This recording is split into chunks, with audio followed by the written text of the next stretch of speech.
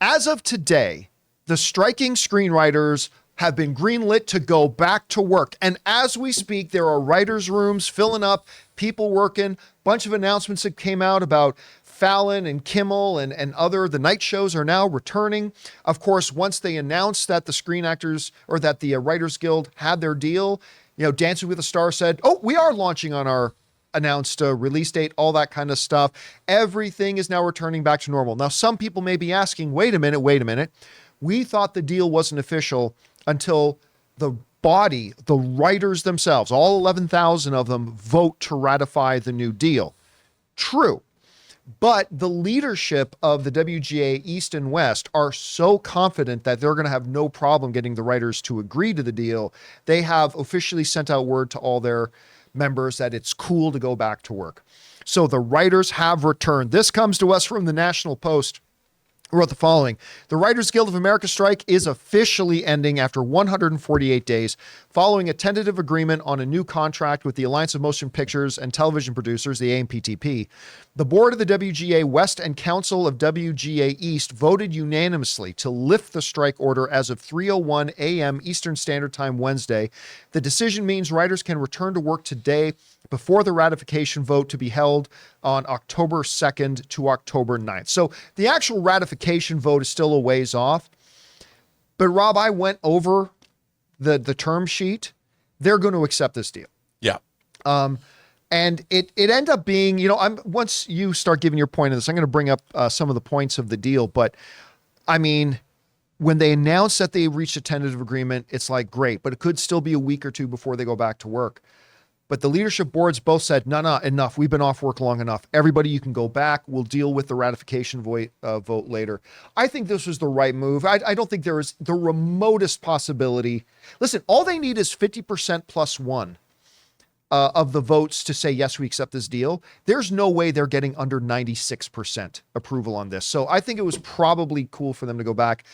Guys, we want to take a second to thank a sponsor of this video, Vessi. Now, like me, I'm sure a lot of you guys have heard of Vessi, the shoe that claims to be incredibly comfortable and waterproof on top of that. Well, these claims are really interesting to me because as a Canadian who walked around in a lot of snow, and as somebody who likes to go camping and hiking with his wife on the weekends, there's nothing more uncomfortable and horrible than walking around in wet feet. So after receiving my first pair of Vessis and noticing how incredibly good looking the shoes are and how mind-boggling comfortable and flexible they are, the first thing I did was I took them into the backyard to put it to the supreme waterproof test and dipped my feet in my pool. Guys, my feet were bone dry, and like 20 seconds after having them in the pool and I touched them, the shoes themselves were also bone dry. Guys, seriously, these shoes are stupidly comfortable, they look great, and they absolutely lived up to the claim of being waterproof and keeping my feet dry. I absolutely love my Vessi shoes. So guys, if you want shoes that are good looking, are ridiculously comfortable, and on top of all that waterproof, you need to head to vessi.com/Campea and get yourselves a pair today. Go to vessi.com/Campea and get shoes for your best summer yet.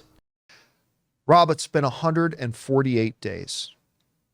And we can officially today say the writers are back to work.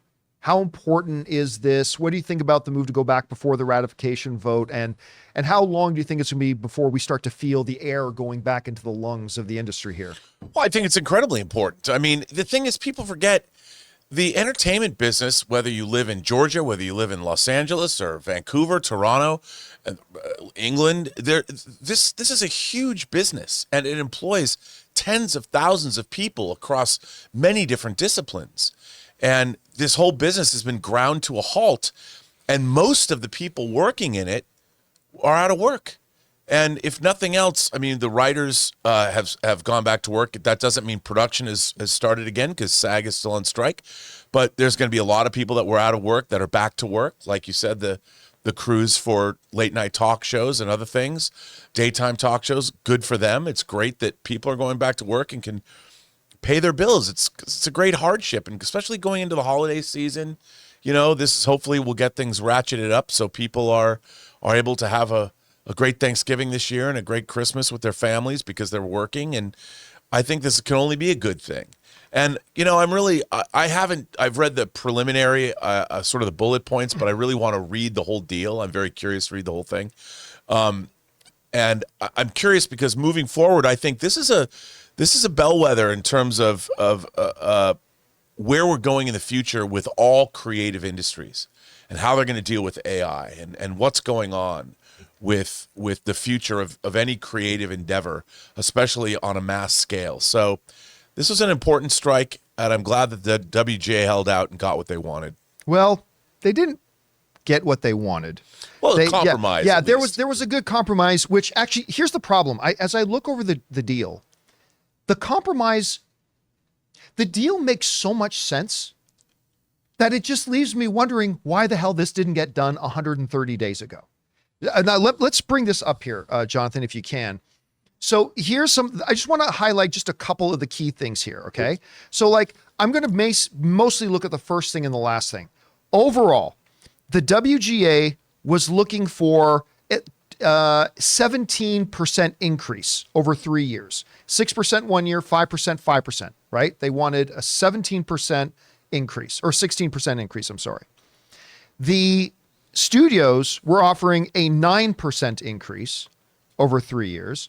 And ultimately what they landed on was 12.5. One wanted 16, one wanted 9. They landed on 12.5.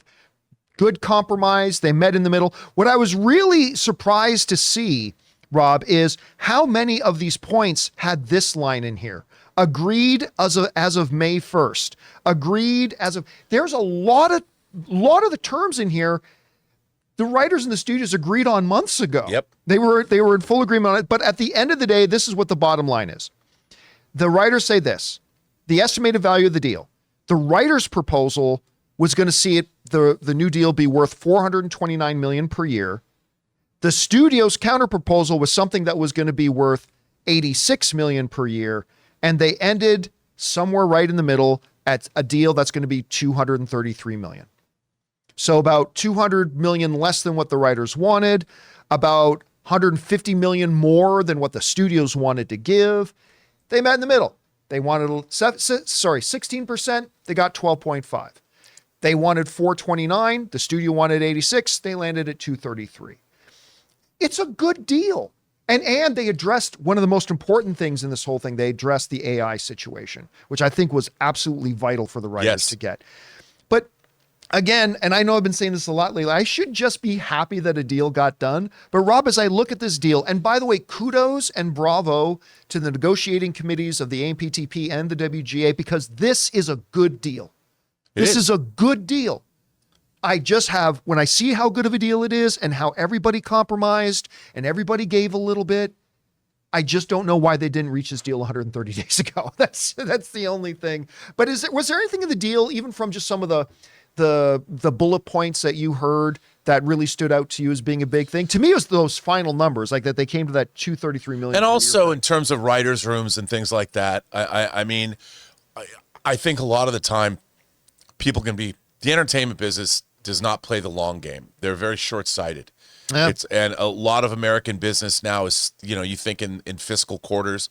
I understand that, but we're now in a time where you need to start thinking down the road a ways because of the rapid change in technology and where we're going. So it was nice to see some of these things, the things that the writers wanted, because look, man, one of the things about all of my friends that are now successful writers in the television business, almost all of them started out in assistant capacities. They were writers' assistants. They were in the rooms. Sure, yeah. They were seeing how stories were broken. They were getting chances to contribute and then write. They worked their way up, and now they're executive producers, and they're running some of the most popular shows that people watching us now watch. And we need that. And I know that from a money standpoint, people would ask, well, what do we get from that? How does having writers' assistants, how does that benefit us with your final product? Well, it's going to benefit you on this particular project, but you're going to need these people next year or 2 years from now or 4 years from now. They're the ones that are going to be carrying this industry forward. And the idea that you're not planting the seeds that are going to grow into the oak we need to keep this business going is silly. That's what I said from the beginning. I said a lot of, most of the, not all the things, but a lot of the things that the WGO is asking for, ironically was going to be what was best for the studios anyway. And I Yes. should understand why there was any pushback on that. Anyway, guys, a lot to digest here. I'm sure we're going to go into some of the finer points and details about the actual deal that got struck. Again, I read over the 4-page thing that the WGA put out. I think it looks like a very fair deal for everybody involved. Everybody gave a little bit. I always said, my real estate agent said, when you got a good deal, when everybody's a little unhappy. Right. And I think everybody's a little unhappy, which means I think everybody should be happy. So there we go. Hey guys, thanks so much for watching this video. Make sure you like the video, leave a comment, and subscribe to our channel. And don't forget, we have a daily podcast called the John Campea Show podcast, available on Apple Podcasts, Spotify, or your favorite podcasting app of choice. Go and subscribe to it today so it'll be there when you need it.